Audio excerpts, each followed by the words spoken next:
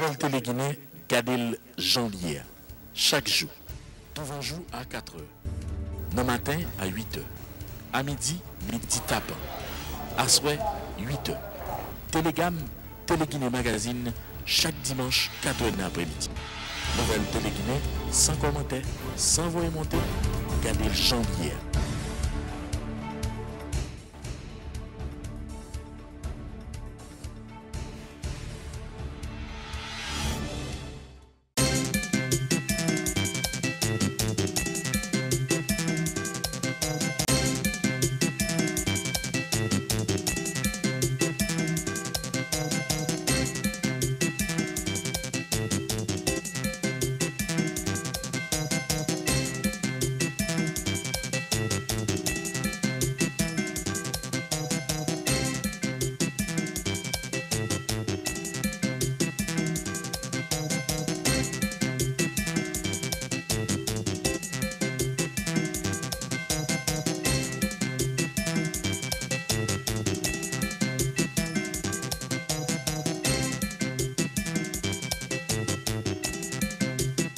First, I would like to say that it's a great honor for me to be accredited as Ambassador of Sweden to Haiti. En premier lieu, j'aimerais dire que c'est un grand honneur pour moi d'être accrédité en tant qu'ambassadeur de la Suède en Haïti. And it's also been very interesting to meet with your president and also with your foreign minister. Et également, ça a été un grand plaisir pour être un immense honneur de pouvoir rencontrer le président et également le ministre des Affaires étrangères. We've had very good discussions on a variety of issues. Nous avons eu de bonnes discussions dans le cadre de la réalité des choses. Sweden is one of the main contributors to the United Nations. La Suède, c'est l'un des plus grands contributeurs pour les Nations Unies.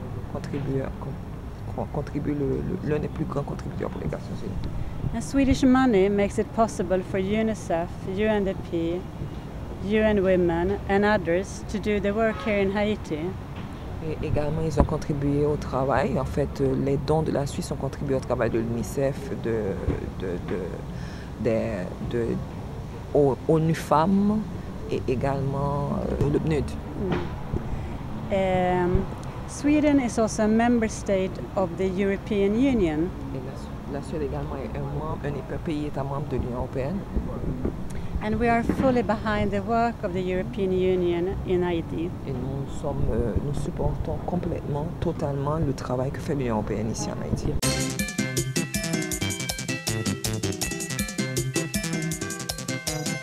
Ministère intérieur à collectivité. Pas rien pour le cacher, mais plus toujours, contrairement à certains, ça moun ta ka penser, c'est personnel administration ministérielle lui-même qui en premier dans semaine 2 pour arriver 6 octobre passé qui fait rapport par le ministre intérieur pour signaler l'irrégularité. Sous base ça, ministère intérieur lui-même dans semaine 9 pour arriver 13 octobre 2017 là, tout de suite, tu commencé à faire première analyse dossier et alerter ministère économie à finance sans perdre de temps sur situation. Tout ça a été fait avant même que correspondance ministère finance qui fait scandale bricourir sur les réseaux sociaux qui dans date 12 octobre 2017 là.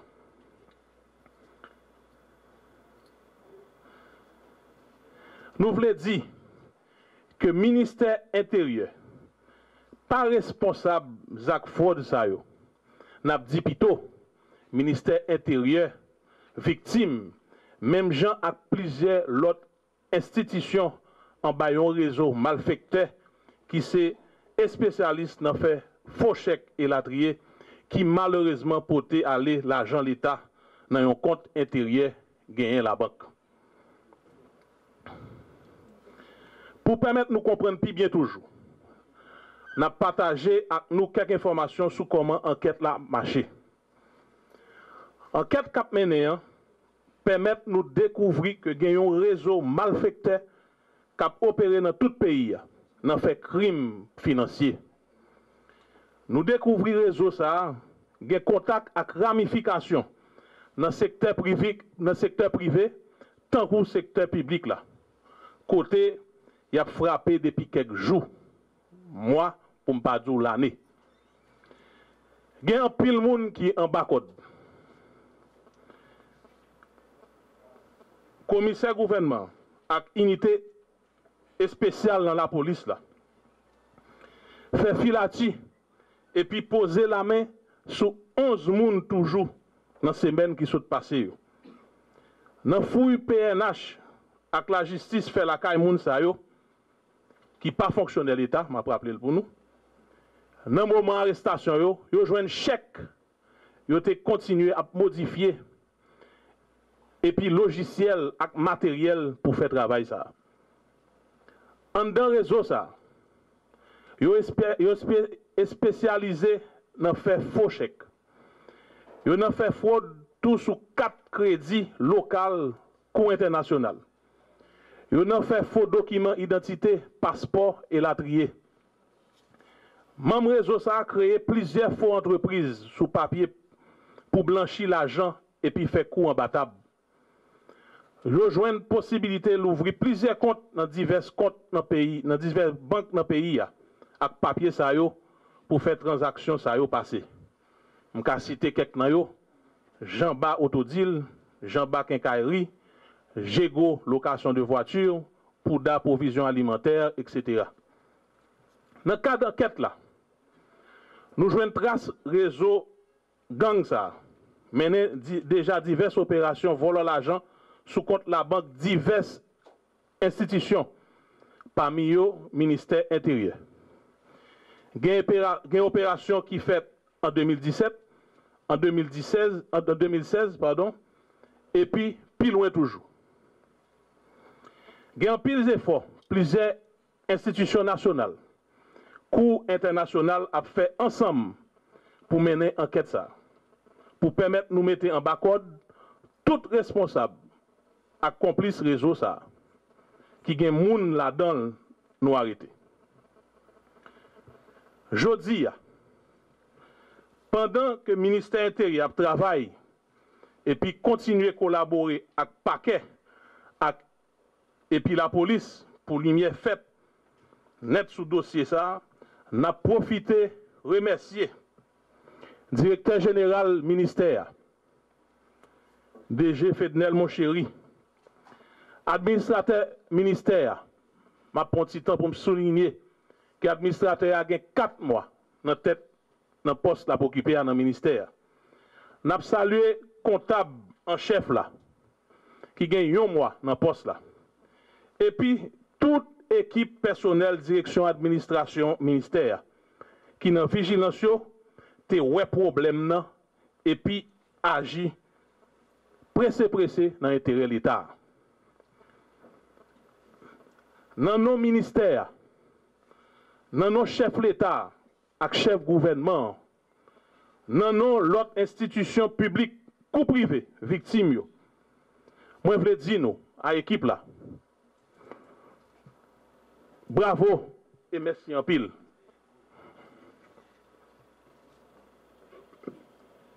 N'a remercier tout l'autre employé nous yo dans le ministère qui frappé par situation ça mais qui était debout.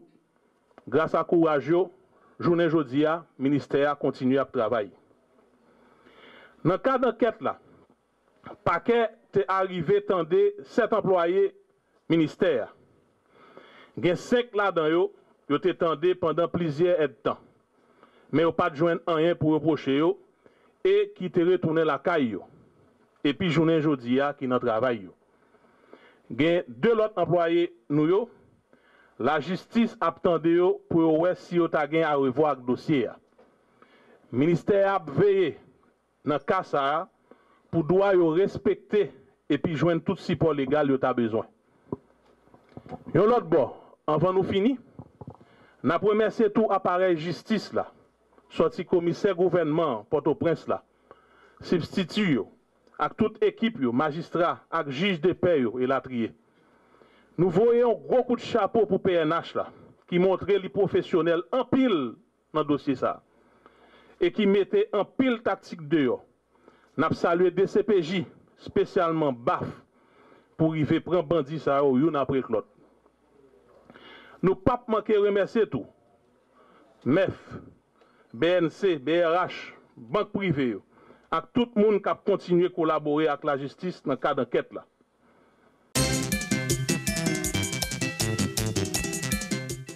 La réforme de l'administration publique est placée sous l'impulsion du chef de l'État, Monsieur le Président de la République, Son Excellence Jovenel Moïse. Et c'est dans ce sens-là, en date du 7 avril 2017, Premier ministre Jacques Guy-Lafontaine a adressé à l'OMH une feuille de route, côté que il était clair que dans le cadre de la mise en œuvre de la politique de son gouvernement, et en conformité avec les attributions de l'OMH, il était banou le pilotage de la réforme de l'État à tous les niveaux de l'administration centrale. Réforme ça doit aller vers une administration publique modernisée qui est apte à fournir un service public de qualité et vers une fonction publique compétente, professionnelle et attractive. Et il était demandé nous tous pour nous prendre toute disposition, toute action que nous estimons que cap nécessaire dans le cadre de réforme ça, avec comme objectif pour nous placer citoyens, compatriotes, contribuables au cœur du service public, conformément aux vœux du président de la République et à sa déclaration de politique générale approuvée par le Parlement. C'est dans ce sens-là que nous mettons en place un plan d'action qui était très ambitieux et pour être capable de permettre nous d'atteindre l'objectif ça. Et c'est occasion ça que nous gagnons, côté que nous pourrons présenter différentes réalisations qui sont faites pendant les 6 derniers mois pour l'exercice fiscal 2016-2017 et peut-être effleurer rapidement les perspectives pour l'exercice 2017-2018. Et comme nous connaissons finalité et feuille de route là, c'est pour que OMH capable d'œuvrer pour nous réconcilier le contribuable avec l'État à travers, comme je dis tout à l'heure, un plan d'action ambitieux qui place le citoyen au cœur des services publics. Des actions stratégiques ont pu être mises en œuvre et des avancées majeures sont aujourd'hui constatées en droite ligne avec la vision du président de la République et du Premier ministre, ce qui, objectif là, c'est de faire d'Haïti un pays émergent à l'horizon de 2030. Donc, à partir de là, que réforme est en marche, il faut nous dire que modernisation de l'administration publique, c'est une nécessité, ce n'est pas une option, parce que nous connaissons que si nous n'avons pas une administration publique d'excellence, performante, compétente, donc nous ne pouvons pas arriver au développement. Donc la réforme de l'administration publique, c'est la clé du développement. Et la réforme nous ont été conduite autour de 3 grands axes. Premier axe là, c'est mettre à la disposition de l'État des ressources humaines suffisantes, compétentes et motivées pour un service public de qualité. Deuxième axe que nous travaillons, c'est créer les conditions favorables pour que gagnons une administration publique compétitive et efficace. Et troisième axe là, c'est créer des services publics de proximité qui vont travailler dans la célérité et la transparence pour la satisfaction des usagers. Et seul objectif que nous gagnons, c'est réaliser le résultat ça que le président attend nous ainsi que le Premier ministre. Dans ce sens-là que nous avons commencé avec d'abord renforcement institutionnel. Nous avons un organe qui est extrêmement important, qui c'est le CESAF, qui est le Conseil supérieur de la fonction et de l'administration publique, qui est composé des ministères, de 7 ministères, et notamment des ministères très importants. Et dans l'espace ça, il y a des personnalités de la société civile qui fait partie de l'organe de conseil du Premier ministre, à ce que toutes les grandes décisions que nous prenons dans le cadre de réforme non associées société civile. Donc il y a plusieurs partenaires, acteurs que nous travaillons avec la société civile, soit dans le cadre de symposium, soit dans le cadre avec le Parlement, soit dans le cadre de consultation. Donc au niveau du CESAF, il y a 3 représentants, 3 personnalités de la société civile. Nous avons d'abord le recteur de l'université qui représente le monde universitaire. Nous avons le forum privé des affaires et nous avons l'office de la protection du citoyen qui représente le secteur des droits humains. Donc chaque décision qu'on prend en matière de réforme, le Premier ministre a convoqué tous ces acteurs avec les différents ministères donc, pour parler de réforme. Ça permet nous de mieux faire connaître au jour le jour le travail de l'OMH, les avancées de la réforme, entre autres d'informer et de communiquer avec l'opinion publique et de rapprocher en même temps les pouvoirs de l'État avec la société civile dans ses différentes composantes. Et c'est grâce avec convocation CESAF que nous sommes arrivés à faire et qui gagne longtemps que instant ça, pas de chambre qui arrivé réunir. Et c'est un point que nous avons dans plan d'action, c'était de remanier le CESAF avec volonté leadership qui développait. Donc nous arrivés à organiser première convocation rencontre CESAF là.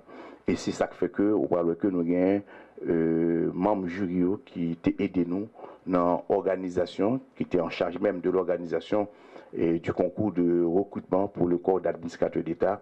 Et lorsque nous parlons pour nous présenter, après que issus de la société civile et représenter différentes institutions de la société civile. Nous avons une commission qui est créée interministérielle avec des spécialistes et des hauts cadres de tous les ministères et des professeurs qui accompagnent nous dans ce sens-là pour nous doter et les ministères de lois cadres et de lois organiques.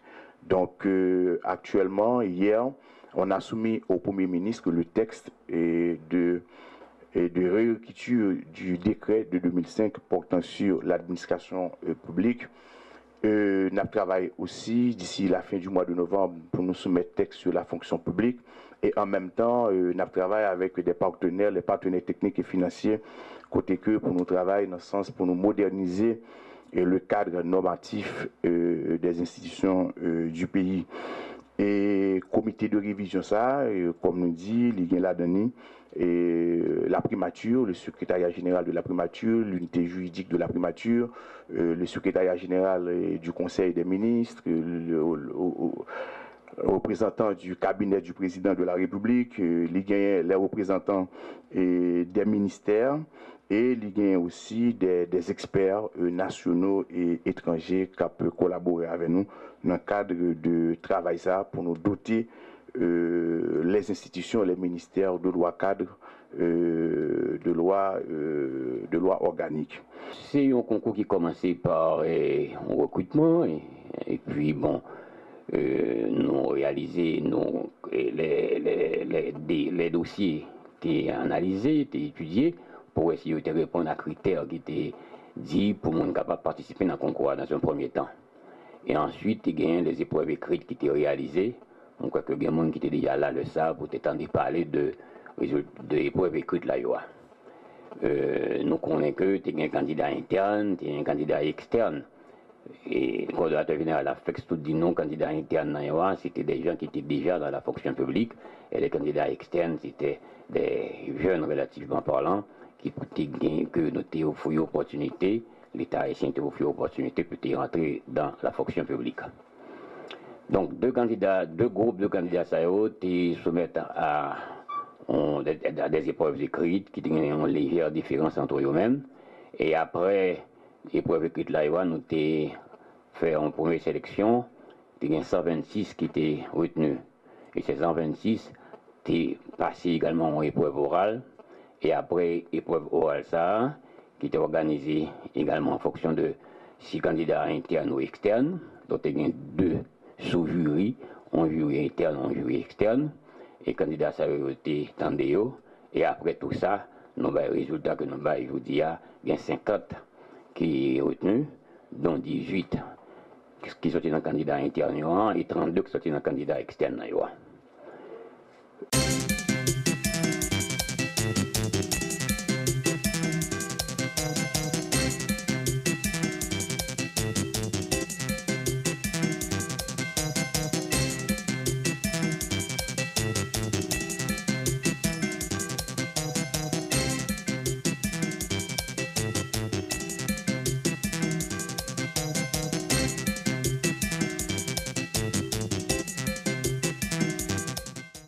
c'est un atelier côté nous restituer résultats et ça que nous relais un audit organisationnel de secteur sécurité alimentaire. Et sécurité alimentaire, nous connaissons, c'est un thème qui est important. C'est le deuxième objectif de développement durable des Nations Unies que le gouvernement a adhéré à lui. Et c'est un domaine qui implique en pile acteurs, aussi bien des ministères que des acteurs de société civile, que des associations de producteurs, etc. Donc, c'est dans le cadre des supports budgétaires de l'Union européenne par le gouvernement à travers l'OMRH que l'audit s'est réalisé.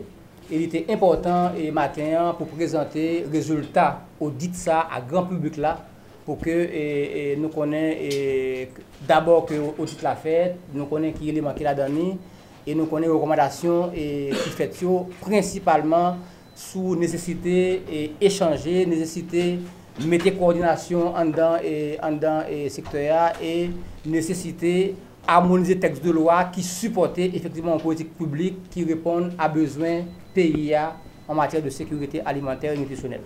Voilà. Donc pour ça évidemment nous avons avec nous et ministre clé et ces questions de sécurité alimentaire qui c'est agriculture, affaires sociales, santé publique et nous avons l'éducation qui était là tout. Et nous entendons dans l'audit là et nous disons que il y a des ministères qui sont importants au niveau central, qui c'est le ministère intérieur, le ministère planification et le ministère des finances et en bout de chaîne tout les ministères tout aussi important comme dans le public. Si par une route manger à produire en dehors, il peut descendre et venir dans la ville la population jeune manger. Donc c'est vraiment un bagage qui concerne tout, qui implique tout le gouvernement et c'est pour ça et tout partenaire et technique et financier qui en dans pays a appuyé ça, notamment l'Union européenne qui finance l'initiative de ça.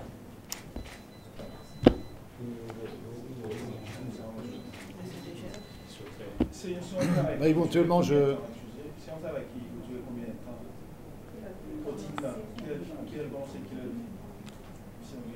Moi, je t'ai madame dit tout à l'heure que l'audit a duré 40 jours, c'est ça? C'est son travail qui dure 40 jours avec des missions souterraines, des rencontres différents et acteurs qui impliquent, les ministères, organisations, société civile, des organismes autonomes, toutes quasiment chaîne d'institutions qui impliquent dans la question de sécurité alimentaire que mission a été rencontrée. Et il a fait un atelier en journée, côté il y a 6 groupes thématiques qui travaillent pour approfondir des questions qui ont pas de temps et débattre dans l'enquête qui a fait au niveau terrain.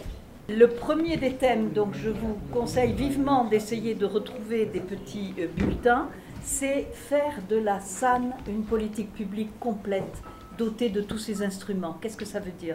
Ça veut dire des textes juridiques, ça veut dire un plan national stratégique, ça veut dire une cartographie des acteurs, comme l'a dit Monsieur le Secrétaire Général, ça veut dire aussi un panorama des sources de financement internes et externes, comme il l'a dit, ça veut dire des outils et méthodes, ça veut dire un suivi-évaluation. Et je suis ravie de savoir que la task force qui a été mise en place au mois de juin va reprendre ses travaux. Ça avait été arrêté par l'ouragan Mathieu en octobre 2016. Et puis les ressources humaines, la capacité administrative. Donc ça, c'est la première des recommandations. Ensuite, une recommandation qui a été reprise par le secrétaire général et l'ambassadeur et qui est essentielle. Alors évidemment, ce ne sont pas les ministères présents là que je vais mettre en avant, ce sont ce qu'on appelle les ministères régaliens, ceux qui tiennent en fait le pays, c'est-à-dire le ministère de l'Intérieur et les collectivités territoriales qui étaient présents dans la salle, représenté par le coordonnateur des délégations. C'est le MPCE, c'est toute la planification stratégique de l'action de l'État, hein, le ministère du Plan. Et puis c'est le MEF, c'est-à-dire celui qui détient les cordons de la bourse. Donc ces trois-là, ils sont évidemment sous-jacents dans toutes les politiques nationales. Mais dans le cadre de la SAN, qui est si complexe, ils sont absolument essentiels.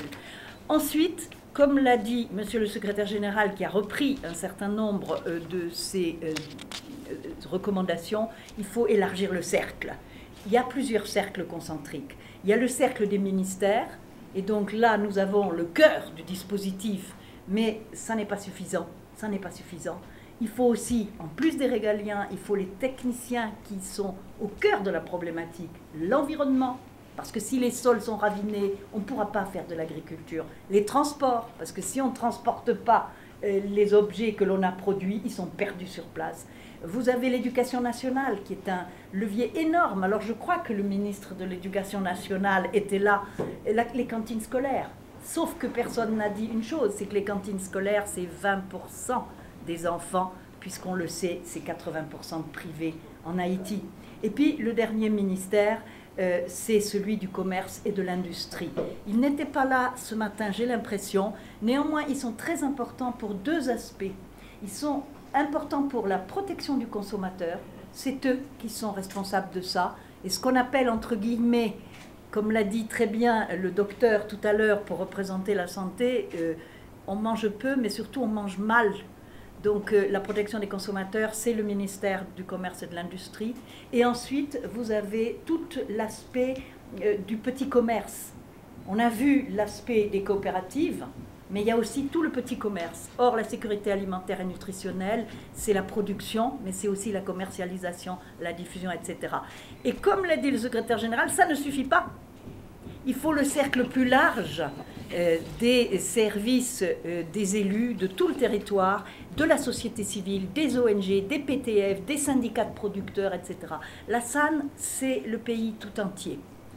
Et pour ça, il faut une architecture, c'est la 4e recommandation, il faut une architecture, il faut un système qui puisse intégrer, fédérer, mettre en synergie tout ce monde, et il faut un pilote dans l'avion. Et quand on a une interministérialité, le pilote, il est à la primature. Et c'est pourquoi moi je plaide que la CNSA, qui est actuellement sous tutelle du ministère de l'Agriculture, monte d'un cran et soit reconnue, légitimée au niveau de l'interministérialité. Et je n'oublie pas bien sûr le législatif, parce que là nous sommes dans l'exécutif, mais le législatif est essentiel puisque c'est lui qui va produire les lois. Or, cette loi, pour le moment, elle n'existe pas. Donc voilà, la priorité, c'est que tout ce monde se mette au travail et que le Parlement puisse produire une loi en respectant la Constitution, c'est-à-dire d'origine, un projet de loi par le budget, puisqu'il est prévu dans cette loi, à l'article 18, un fonds d'urgence. Et ce fonds nécessite la direction du budget. La sécurité alimentaire et nutritionnelle, c'est l'une des 4 priorités fondamentales décidées entre l'État haïtien et l'Union européenne. Donc, et nous avons là un objectif commun. L'objectif commun, le secrétaire général l'a rappelé, c'est les objectifs d'éléments soutenables numéro 2, c'est d'éradiquer la faim. Alors des efforts ont été entrepris depuis un certain nombre d'années, mais lorsqu'on fait la photographie aujourd'hui, il faut bien constater qu'il reste encore beaucoup à faire. 25% de la population est en situation de malnutrition. On l'a rappelé tout à l'heure, un enfant sur 5 est lui aussi en situation de malnutrition. Donc, il faut prendre à bras le corps ce problème, si je peux dire, et le prendre tous ensemble. Il faut réunir nos forces tous ensemble pour effectivement adresser ce problème. D'où la nécessité d'avoir une coordination entre l'ensemble des ministres. Ils sont tous présents ici dans cette table, ils étaient tout à l'heure dans la salle. C'est très important. Et il faut un pilote effectivement à la tête de ce processus, et c'est bien sûr le rôle du Premier ministre et de la primature. Il nous faut ensuite une véritable stratégie, une véritable politique et des moyens financiers pour mettre en œuvre cette politique. In fine, je veux rajouter également que l'Union européenne est un partenaire d'Haïti dans ce contexte-là, partenaire des 3 ministères qui sont ici, ministère de la Santé, ministère de l'Agriculture, ministère des Affaires sociales, pour que ces 3 ministères du premier cercle, qui vraiment traitent tous les jours des questions de malnutrition, soient efficaces et coordonnés ensemble dans l'effort. Pourquoi ?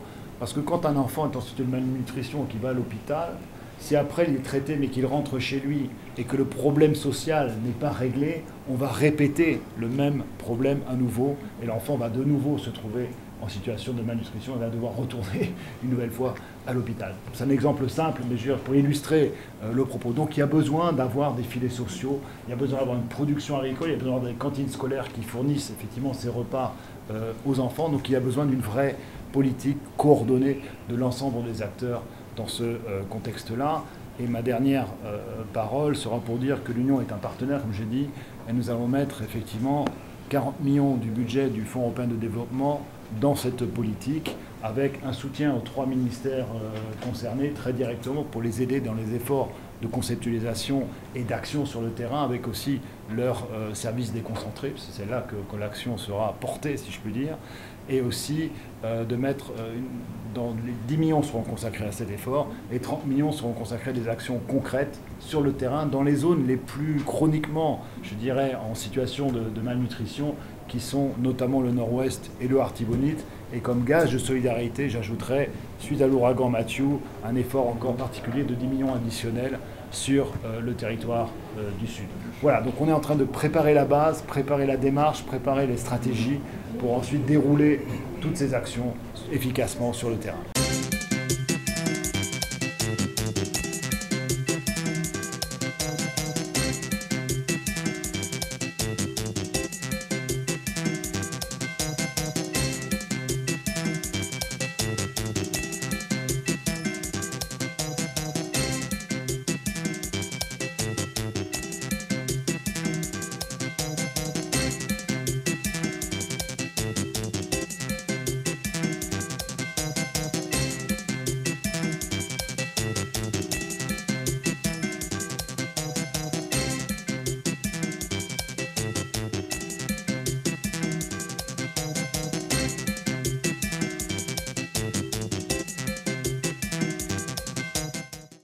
Jours de travaux. Comme le diraient les anglo-saxons, 80 made it and 80 is back.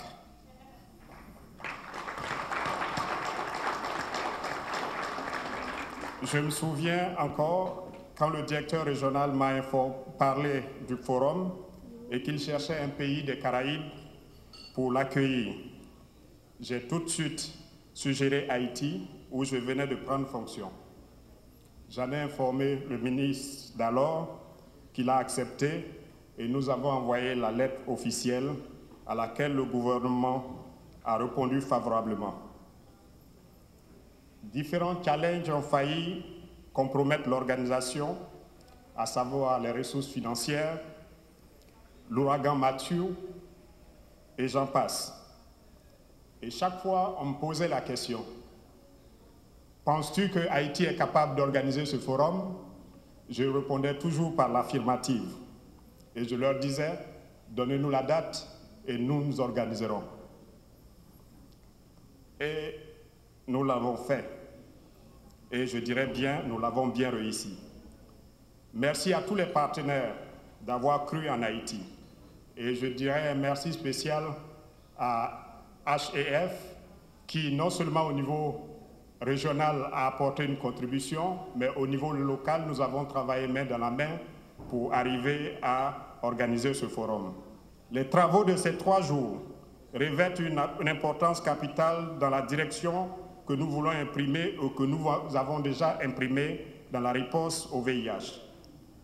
Bien que nous soyons sur la bonne voie pour atteindre nos objectifs communs, c'est-à-dire mettre fin à l'épidémie du sida en Amérique latine et dans les Caraïbes d'ici à 2030, nos débats ont mis en exergue les défis principaux auxquels nous devons faire face pour y parvenir. Le retrait ou la diminution attendue de l'aide internationale octroyée aux pays de la région, en particulier en matière de santé, ne doit pas être perçu comme un obstacle à l'accélération de la riposte, mais plutôt une opportunité.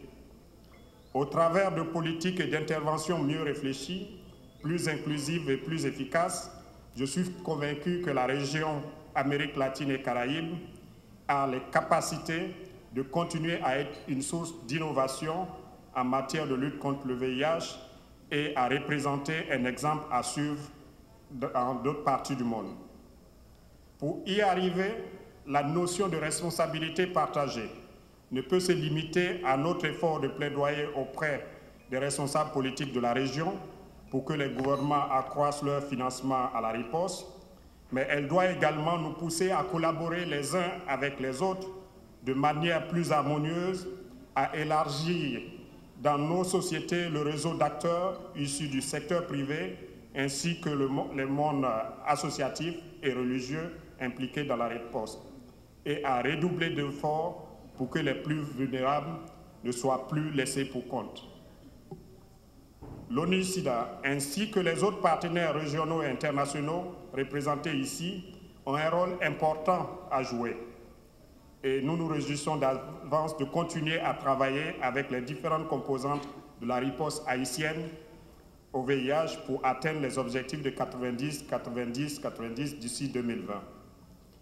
Je suis confiant en notre capacité collective à dépasser nos différences et nos intérêts singuliers et à travailler en synergie et en complémentarité pour atteindre ces objectifs.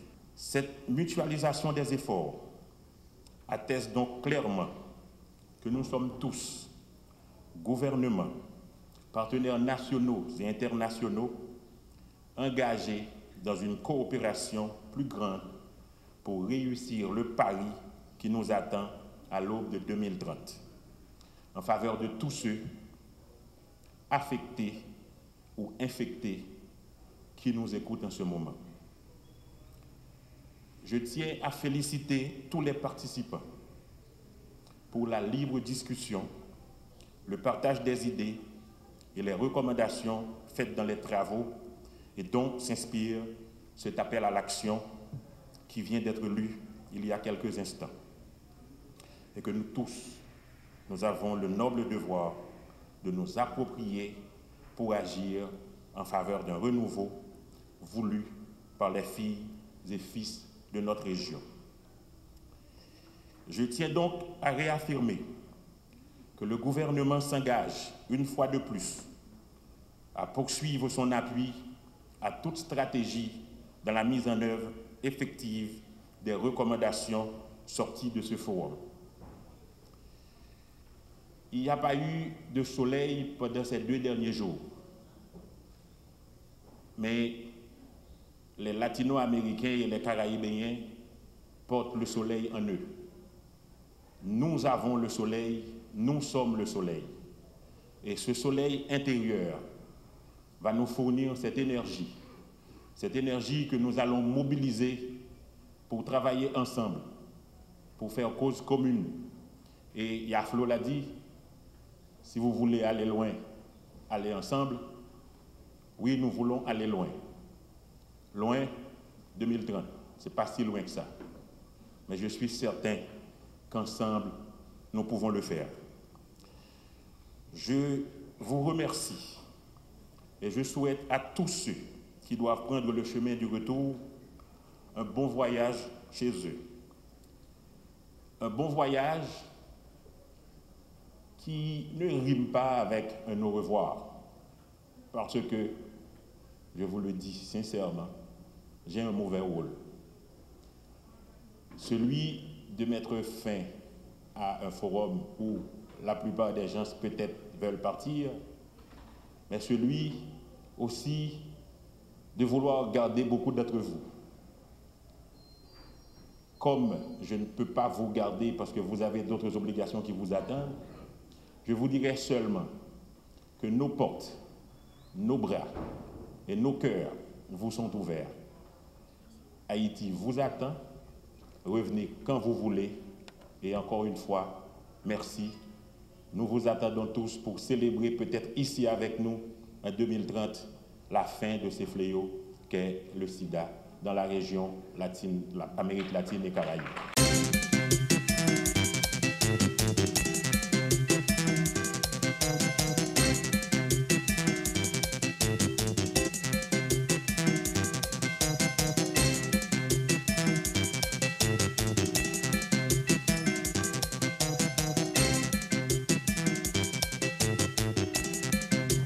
Madame Denis, c'est toujours pour moi un honneur et un plaisir de distinguer pour leur mérite des personnalités haïtiennes ayant des liens avec mon pays, la France. Et je suis très heureuse ce soir de vous accueillir à cette fin pour vous remettre cette distinction de l'Ordre des Arts et Lettres. Créée en 1957 par notre premier ministre de la Culture de la Ve République, André Malraux, connaisseur passionné des arts haïtiens. Cette décoration est remise, comme vous le savez, aux personnalités qui se sont distinguées par leur création dans le domaine artistique ou littéraire, ou par la contribution qu'elles ont apportée au rayonnement des arts et des lettres en France et dans le monde.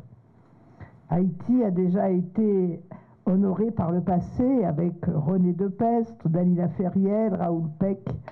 Et cette année, dans la même promotion que vous, James Noël et Guy Régis Junior ont également été nommés. Vous allez donc rejoindre ce soir cette famille de l'Ordre des Arts et des Lettres, entourée de votre famille de chair biologique, vos 4 enfants, tous 4 acteurs reconnus de la vie culturelle et artistique haïtienne et au-delà. Car en plus d'être cette grande pianiste, vous êtes cette mère aimante et aimée. J'ai pu l'observer en vous visitant, si bien entourée ce jour-là par votre fille Sybille et par votre fils Maxence. Vous m'y aviez formidablement accueilli et je vous y avais observé, blagueuse et rêveuse, vos enfants m'ayant confirmé plus tard que c'était là 2 de vos grands traits de caractère. Entre parenthèses, ils m'ont aussi dit que vous adoriez danser, mais je n'ai pas pu le vérifier ce jour-là.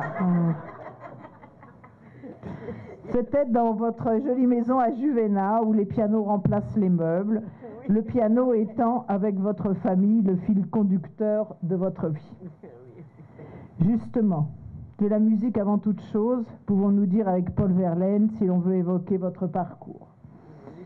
Né à Port-au-Prince, vous avez très tôt étudié le piano, dans le cadre familial d'abord, puis sous la direction de professeurs éminents, avant de quitter, dès 16 ans, Haïti pour New York, où vous allez suivre 2 années d'études au New York College of Music.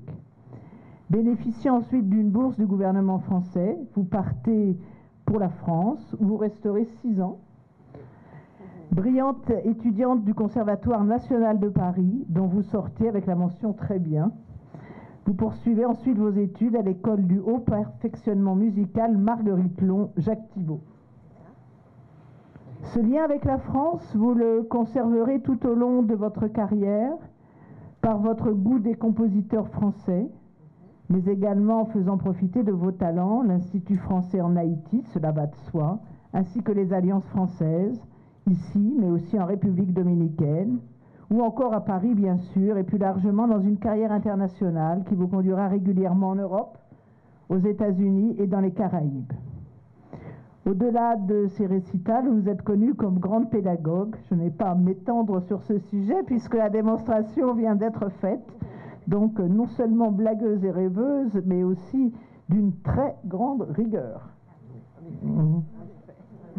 À ce titre, vous avez écrit une méthode d'apprentissage du piano qui fait référence en Haïti. Passionné par la transmission du savoir, par le partage, vous consacrez encore à ce jour une grande partie de votre temps à dispenser des cours de piano, avec la ferme conviction que la jeunesse haïtienne, malgré ses difficultés, doit aussi s'approprier la musique classique. Cette mission de transmission de la musique classique et d'ouverture à tous de ce style musical souvent considéré à tort comme réservé aux élites, est également portée haut actuellement à Jacmel avec le Festival international de piano, initié par une autre pianiste française, cette fois-ci, mais d'origine haïtienne, Célimène Daudet, qui jouait en cette résidence il y a un an tout juste et qui jouera à Port-au-Prince au Parc de Martissan le 15 novembre prochain. Chère Madame Denis, il est difficile de résumer en quelques mots 60 ans de carrière pianistique. Cette présentation est donc incomplète. Vous avez fêté ces 60 ans en mai dernier lors d'un grand gala en musique au Caribé et le public venu nombreux salue ainsi votre magnifique parcours alors même que vous reveniez d'un concert prestigieux donné à La Havane avec l'Orchestre symphonique de Cuba. Mais je souhaiterais également, pour terminer, souligner un dernier point. Votre rôle reconnu dans la défense et promotion des compositions classiques haïtiennes. Vous en avez enregistré un grand nombre, ce qui a permis au monde de mieux connaître le style musical haïtien, le transformant ainsi d'un patrimoine national en un patrimoine mondial. Je crois que, de ce point de vue-là, vous avez été une véritable ambassadrice d'Haïti. Cet investissement que vous avez fourni toute votre vie durant pour le rayonnement des arts rejoint cette haute idée que se fait la France de la chose culturelle, la considérant comme un vecteur de démocratie. C'est ainsi qu'en parle notre compatriote Audrey Azoulay, récemment nommée directrice générale de l'UNESCO et qui était encore ministre de la Culture lorsqu'elle a signé l'arrêté vous nommant à l'ordre des arts et lettres. C'est pour votre attachement au piano d'abord, à la France, à ses valeurs que vous partagez, pour votre investissement sans limite, pour faire partager votre passion et cet enseignement musical, pour votre immense talent de pianiste, pour votre très belle carrière pianistique, que je vais avoir l'honneur de vous donner cette distinction de l'Ordre des Arts et Lettres. Merci, madame.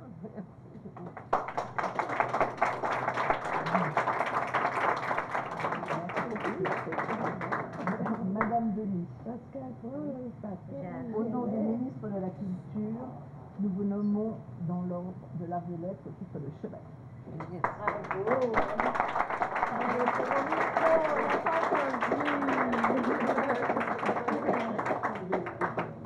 Je puis vous répondre? Ah, mais tout à fait. Excusez-moi, il faut que je prenne mon papier aussi. Voilà. Je salue.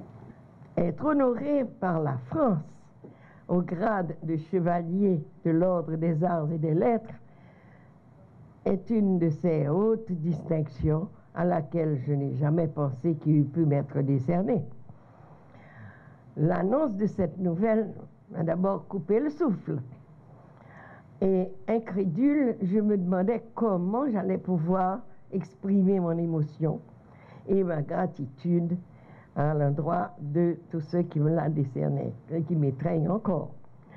Cependant, j'avoue éprouver une immense fierté de cette remarquable attention qui rejaillit sur mon pays, sur ma famille, mes amis, mes compatriotes, et qui témoigne de la haute appréciation de votre ministère, madame, au regard de mes affinités sensibles à la musique française, dont les œuvres, quoique de facture et d'expressions diverses, se reconnaissent essentiellement de l'esprit français. J'ai connu, excusez-moi. Ainsi, les audacieuses harmonies de Debussy sortant des sentiers battus, provoquant l'étonnement, scandalisant même le monde musical de son époque, ne serait-ce pas une certaine manifestation du jaloux attachement du peuple français à la liberté d'expression, qui vous est si chère, tandis que celle de Gabriel Fauré, persistant dans l'élégance de l'art aristocratique français, aux côtés de la prude mais généreuse sensibilité de César Franck. Que dire de la subtile ironie d'un Francis Poulenc, que j'ai joué aussi. Mélangeant l'humour à la gravité, il nous découvre un caricaturiste né. Cependant que Darius Milhaud, de même trempe pourtant, mais pondéré, saura rétablir l'équilibre entre le cœur et l'esprit. Alors qu'à l'opposé de Ravel se situe Jacques Ibert dans ses joyeuses drôleries. Ne citant que cela parmi tant d'autres, je sais qu'en eux tous se retrouvent les caractéristiques de la nature française. Agréez, madame, mes remerciements émus, que vous voyez, je suis très émue, que vous voudrez bien transmettre à madame le ministre de la Culture, madame Françoise Nissany, c'est ça? Ministre de la Culture, ainsi qu'à ses représentants qui vous entourent. Du fond du cœur, un grand, très grand merci. Merci, madame.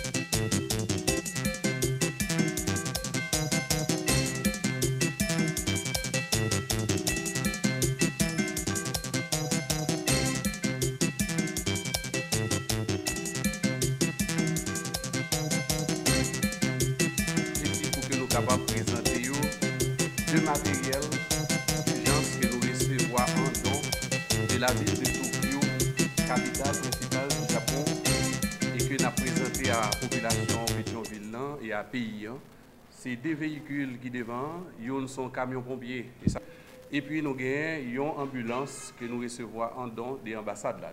Et matériel ça c'est des matériels qui étaient en nécessité pour la commune Pétionville dans la mesure où et nous plusieurs du fait prendre en ville là et à chaque fois du fait ça reprend et c'est des communes sœurs qui sont obligées de venir en support, en appui pour venir aider nous. Donc je dis nous pensons que Pétionville gagne propre pompier pâle et ça fait nous en deuxième ambulance.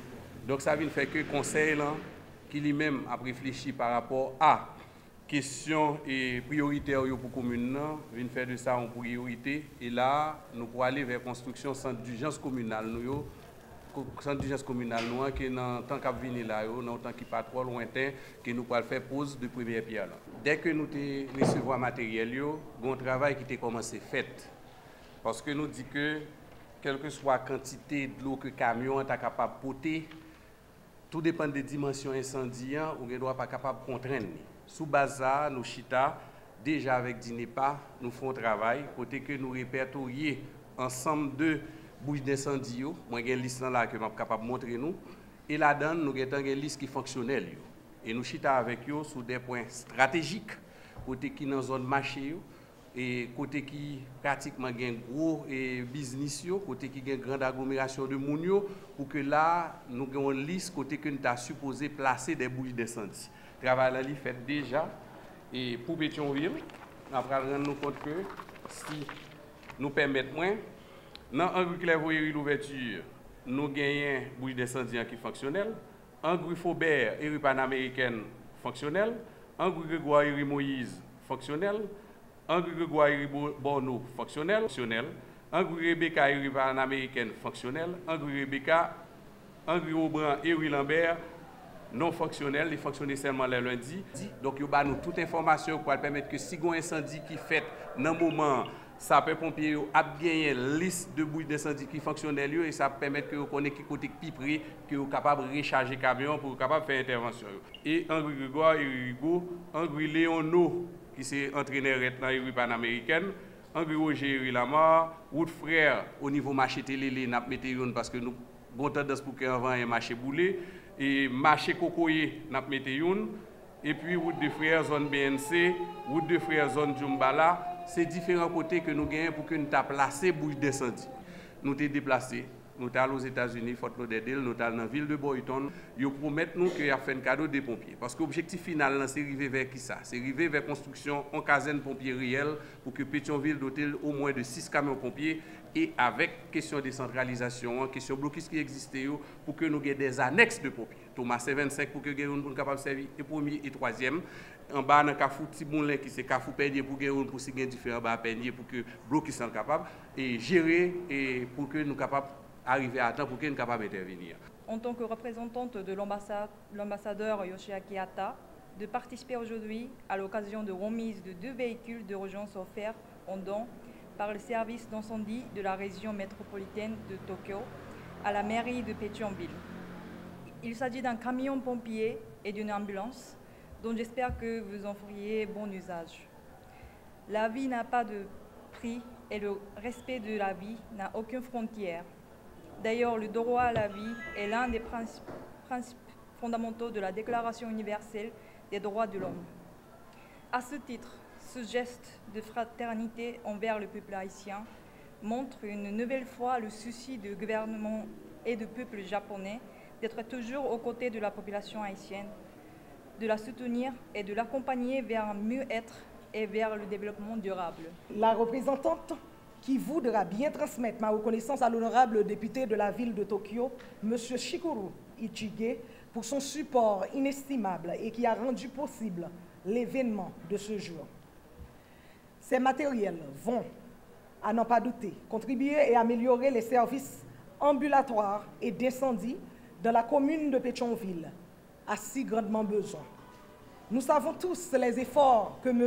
le maire et ses collaborateurs déploient pour répondre aux besoins de ses administrés dans un souci permanent d'améliorer les conditions d'existence de ces mandats, confrontés à la dure réalité du terrible quotidien. Cette donation qui se matérialise aujourd'hui vient en réponse au terrible incendie qui a ravagé le 4 avril 2016 une bonne partie de Pétionville, alors que j'étais chargée d'affaires d'Haïti au Japon. J'ai entamé des démarches auprès de la ville de Tokyo par l'entremise de mon cher ami, l'honorable Ishige, qui n'a pas marchandé son concours en assurant une suite diligente du dossier avec mon collègue et successeur, l'ambassadeur Harold Joseph, et dont l'aboutissement se fait aujourd'hui. Moi, je voulais parler avec le gouvernement. Pour nous dire gouvernement, plus gros autorité, que du feu pas joué. Du feu, même gens avec tremblement de terre, qui te fait pile de dégâts dans le pays. Même gens avec cyclone qui font pile de dégâts. Même gens avec inondation qui font pile de dégâts. Nous sommes capables de dire du feu fait beaucoup plus de dégâts que Bagay. Parce que Bagay est passé chaque année, ou bien pas chaque 2, 3, 4, 5 ans, alors que du feu lui-même, il passe chaque jour dans le pays. Incendie, sécurité incendie, c'est responsabilité de l'État. L'État doit bailler service à la population. Et nous voulons remercier l'ambassade américaine qui a construit déjà 11 belles casernes pompiers pour nous, dans le chef de département. Et que l'État haïtien doit acheter camions pour l'équiper. L'État n'a pas qu'au jamais répondre à la responsabilité ça pour mettre camion là-dedans. Et ça fait que je dis, ça qui on sait le commencement, nous prenons haut parce que nous sommes obligés d'exploiter le moment ça pour nous parler, pour nous dire ça qui fait nous mal et pour nous mettre l'État devant la responsabilité. 11 casernes pompiers construits, tu dois gagner un camion pompier dans chaque chef de département, il n'y a pas gagné. L'Union européenne te fait effort, bail matériel, équipement. Nous sommes dans 5 camions qui sont en panne. Ils ne sont pas réparés, ils ne pas réparés. Et si nous gagnons seulement une unité qui a marché, nous gagnons Carrefour, nous gagnons 2 machines qui ont marché. Nous gagnons bientôt Pétionville parce que les camions, nous avons un petit travail pour nous faire là-dedans. Malheureusement, les vignes sont malheureusement, les filières sont différentes. Donc, petit travail, il faut que vous faites pour nous rendre opérationnels.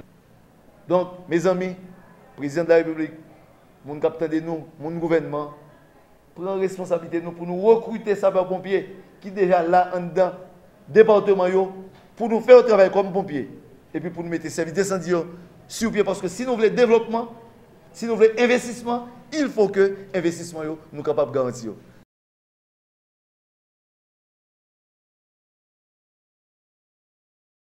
Comme législateur, moi-même, je suis toujours battu comme mandat pour travailler, pour renforcer l'État. Parce que plus que jamais, l'État d'Haïti, en 2017, nous avons l'État que nous continuons à construire. Parce que l'on a bien regardé, question de stabilité dans le pays, question d'institutions qui manquent, l'important pour nous-mêmes comme législateurs, l'important pour toute autorité qui est dans l'État, conscient de travail pour faire. Comme ça, je profite de battre bravo pour l'intervention ça que OMH, pas intervention, responsabilité ça que OMH gagne dans la présentation. OMH fait aujourd'hui sur question réforme l'État. C'est vrai, moi-même comme président de la commission culture, je toujours dit tout le monde ça. Ministère de la Culture, par exemple, son ministère qui a 23 ans depuis exister, beaucoup de gens songer qu'un parlement qui vote loi organique. On nous prend par exemple ministère de l'Agriculture. Ministère de l'Agriculture, une loi organique qui datait de 1987. Donc, il était plus que nécessaire, aujourd'hui, pour question réforme l'État fait vrai. Le président de la République, là, pendant 5 ans, a décidé pour rentrer environ 12 000 jeunes dans l'administration publique. Là. Et je dis, c'est le recrutement qui va le faire, c'est sous concours recrutement qui va le faire. Mais attention, seul bagage nous voulons dire population et pour les gens qui comprennent question réforme dans l'État, c'est que l'exécutif là, je dis à travers OMRH et à travers la commission interministérielle qui travaille, même yo a pensé réforme, mais nous voulons dire réforme dans tout. Il y a une étape que le passer, il faut le passer par le pouvoir législatif là. Il faut le passer par la Chambre des députés, il faut le passer par le Sénat. Ça veut dire qu'il faut le ratifier. Et là, moi, je voulais dire exécutif là, bravo. Mais d'abord, je dis bravo, il faut changer tout dans la procédure là pendant l'exécutif là capable de initiative là, mais pendant l'initiative là, l'initiative ça va venir devant le Parlement, il va venir devant le Sénat, il va venir devant la Chambre des députés. Mais ça qui est intéressant, c'est déjà une démarche pour nous penser loi organique ça yo, une démarche OMRH a fait gros travail ça, son gros travail.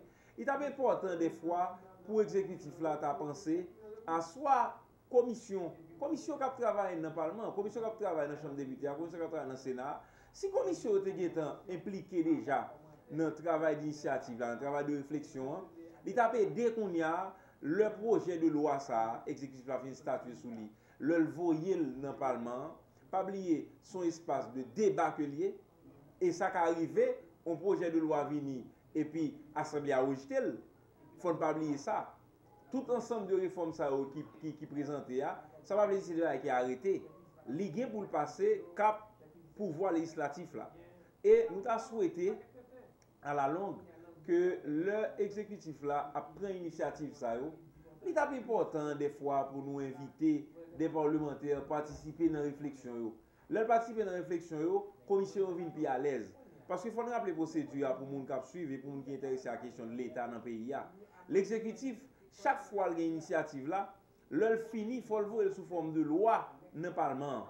L'œuvre sous forme de loi dans le Parlement, c'est un espace de débat, son espace de contradiction, son espace dialectique. Ça va vous dire, l'œuvre finit, son bagage est capable d'arrêter, son bagage est capable de ratifier. Non, débat capable de faire un projet rejeté.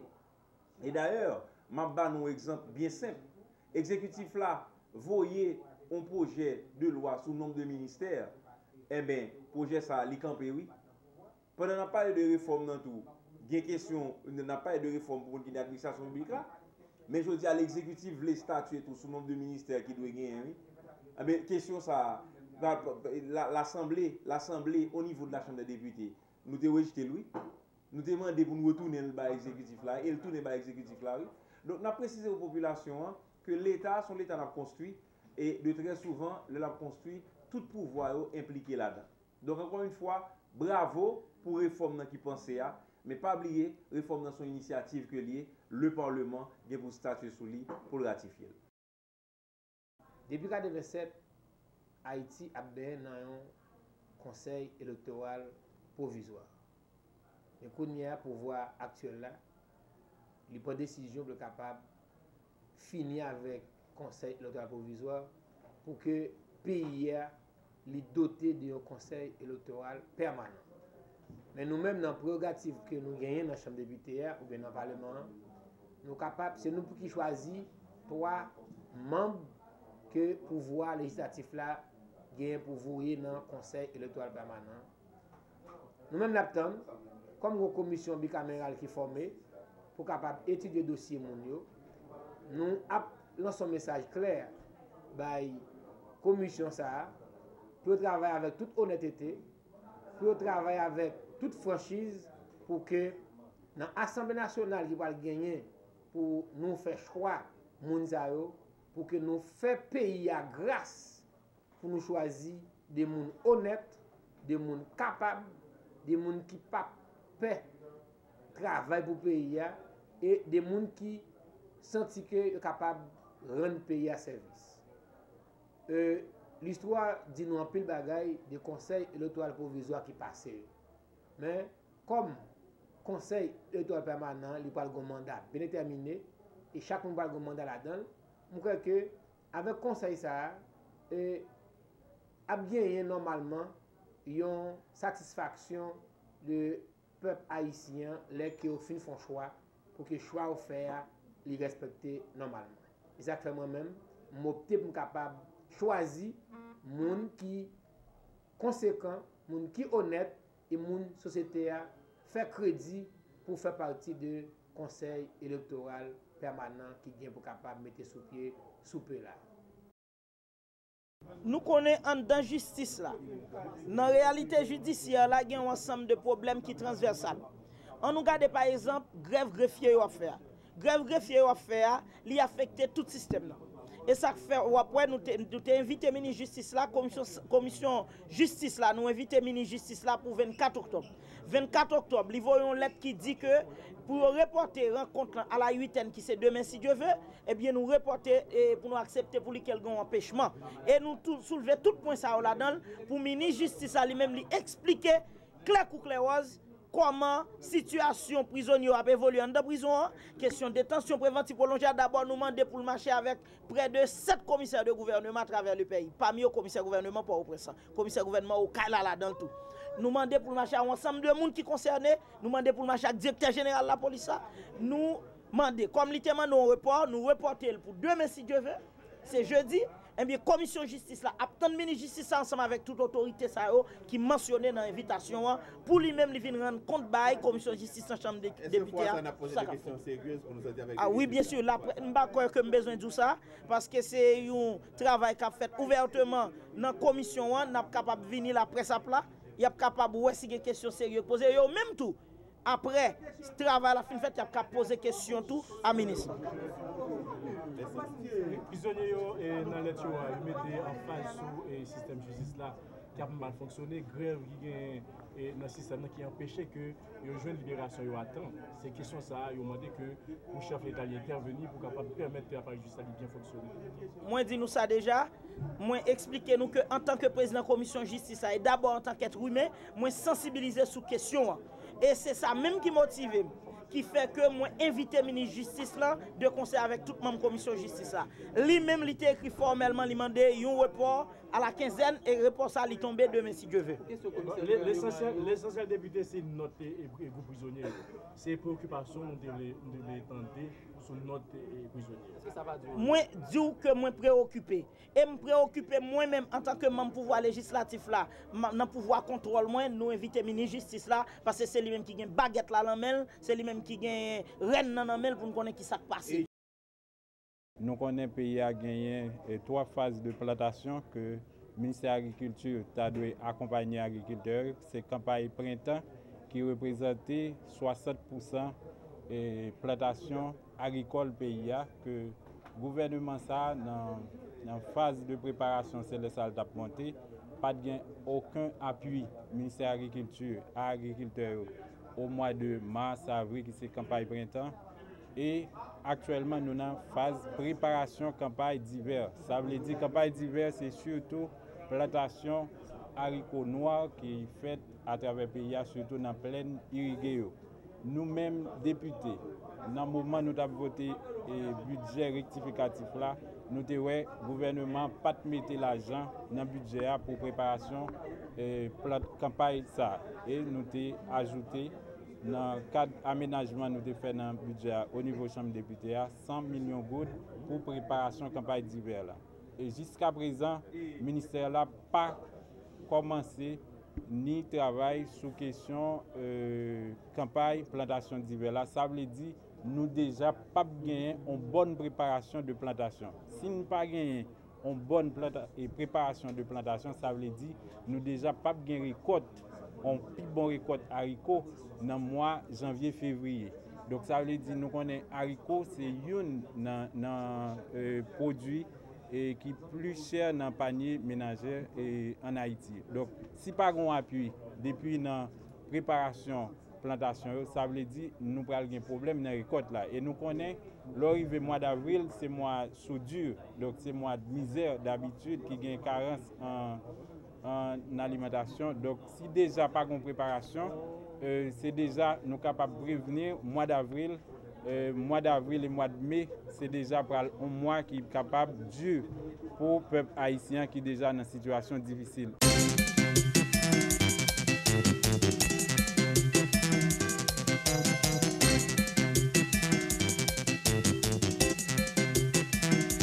À l'occasion de la célébration du 23e anniversaire du ministère des Haïtiens vivant à l'étranger,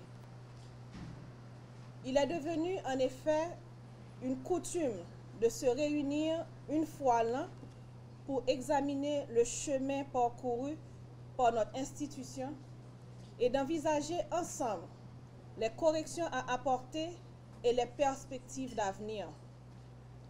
Rappelons pour l'édification de tous que le MAV a été créé en novembre 1989, suite aux demandes répétées de nos compatriotes vivant en terres étrangères afin de faciliter et de renforcer l'implication de la diaspora dans la vie économique, sociale et politique du pays.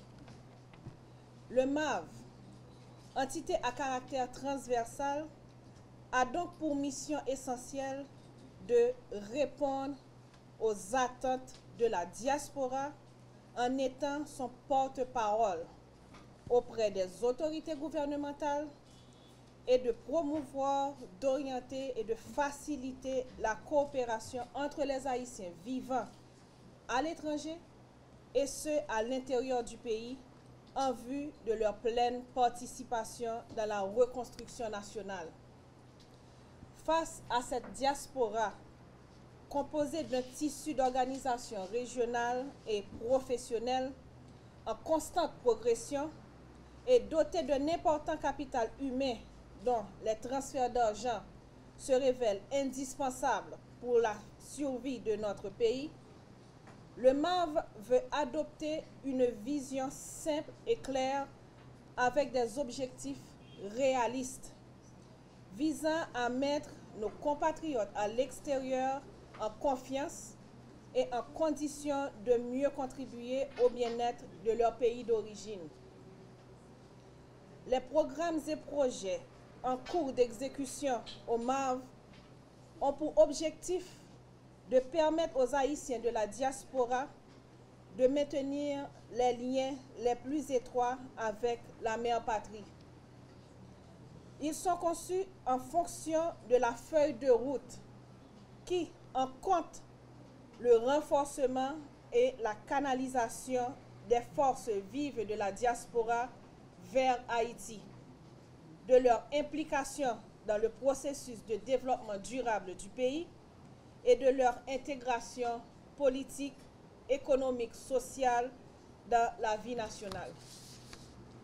En effet, le MAV participe avec les autres composantes du gouvernement dans l'orientation et la définition de politiques publiques qui défendent les intérêts stratégiques de nos compatriotes qui ont choisi de vivre à l'extérieur du pays. Nous travaillons actuellement à la mise en place des dispositifs nécessaires à l'intégration politique de la diaspora en Haïti. Un avant-projet de loi portant sur le vote de la diaspora aux élections présidentielles, rédigé par le MAV, est soumis pour avis de l'unité juridique au secrétariat général de la primature.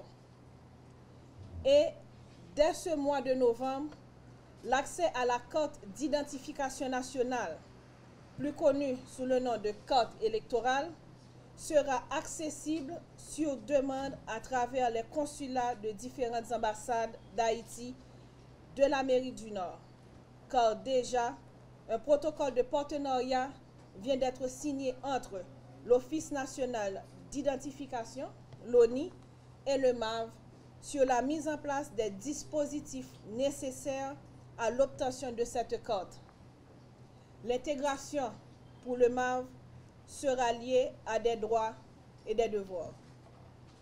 Sur le plan économique, nous nous attendons à ce que la diaspora haïtienne investisse véritablement en Haïti dans tous les secteurs de l'économie nationale.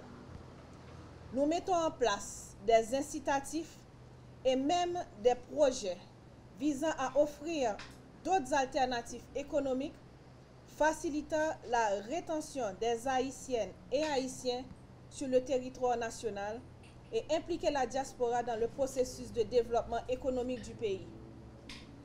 L'exécution du projet de la construction de 3 villages agricoles à Wanamet, Belader, Ansapit, qui va voir le jour d'ici la fin de cette année, s'inscrit dans cette démarche.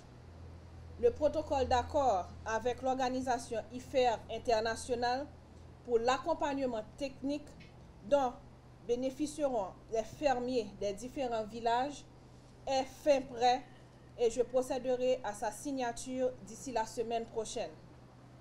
Des fonds vont être dégagés pour leur accompagnement financier. Dans la même veine, des cadres du ministère et d'autres institutions concernées vont recevoir une formation à l'étranger dans la perspective de la conception et de l'exécution d'une version haïtienne du projet Transport Uno. C'est un projet mexicain qui a permis à la diaspora mexicaine de contribuer largement au développement du Mexique. Je vous invite à participer pleinement aux festivités marquant ce 23e anniversaire et au nom du gouvernement Moïse Lafontaine, je vous souhaite à tous, à toutes, mes chers employés du MAV, ad muchos años.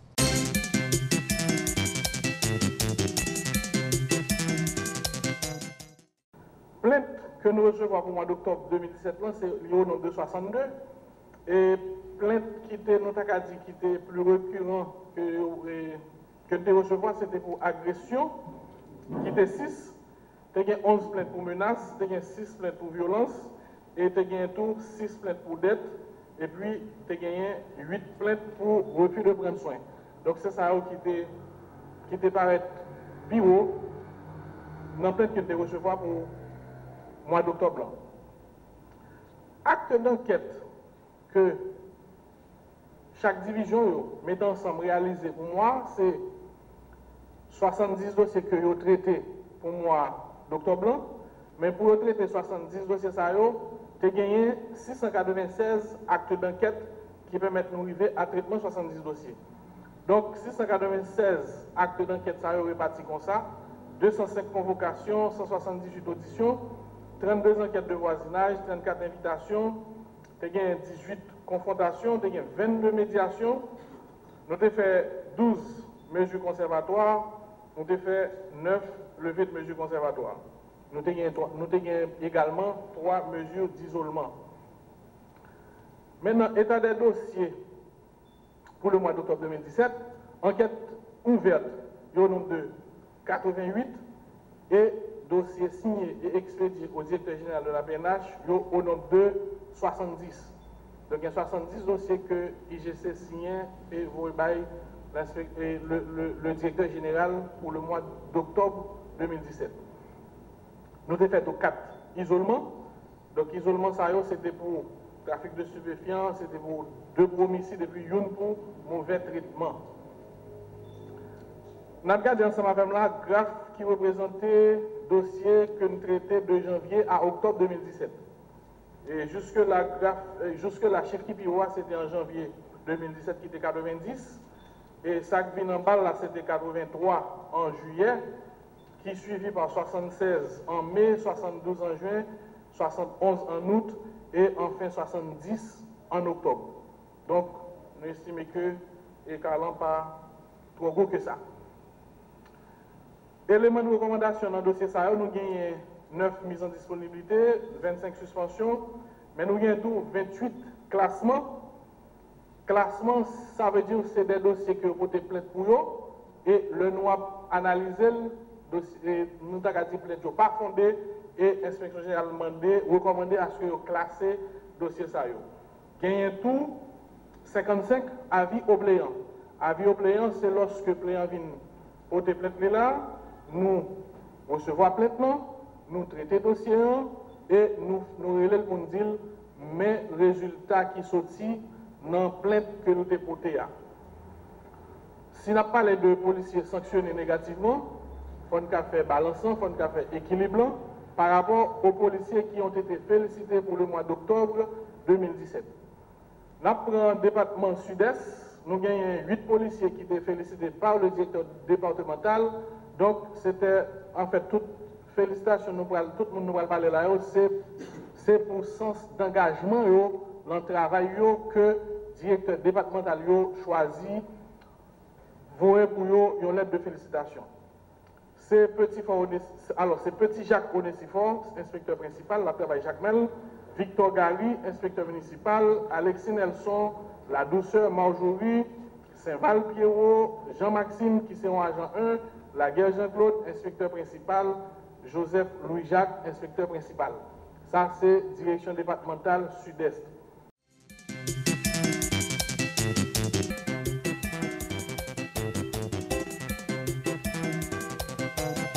Nouvelle Télé-Guinée, Kadel Janvier.